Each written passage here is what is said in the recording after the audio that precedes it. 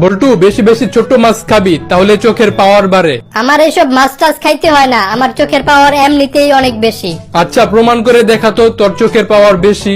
আপনি যে আপনার শার্টের নিচে সেন্টু গেঞ্জি পরছেন, আমি সেটা দেখতে পারতাছি। তোর লজ্জা লাগে না তুই এসব কথা বলিস? স্যার, লজ্জা লাগে বলেই তো আপনার ফাটা জাঙ্গিয়ার কথা বলি নাই। কি রে বল্টু, তোর হানিমুন কেমন কাটাইলি? হানিমুন তো ভালোই কাটাইছিলাম রে, কিন্তু বউটা গিয়ে তো ডিস্টার্বটা করলো।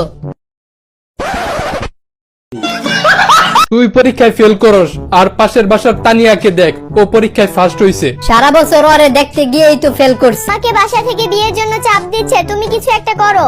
আমি ইঞ্জিনিয়ারিং শেষ করে তোমাকে বিয়ে করব, এখন তুমি একটু ম্যানেজ করো। তুমি ইঞ্জিনিয়ারিং শেষ করতে করতে অন্য কেউ এসে আমার ইঞ্জিনে তেল ঢেলে দিবে। তোরা সবাই প্রতিদিন দাঁত ব্রাশ করবি, না হলে দাঁত মজবুত হবে না, দাঁতে পোকা ধরে যাবে এবং দাঁত তাড়াতাড়ি পড়ে যাবে। মিথ্যা কথা বলেন কেন? মিথ্যা কথা মানে? গরু, ছাগল, বাঘ, সিংহ এরা তো কোনোদিন দাঁত মাজে না, তাহলে এদের দাঁত পড়ে যায় না কেন?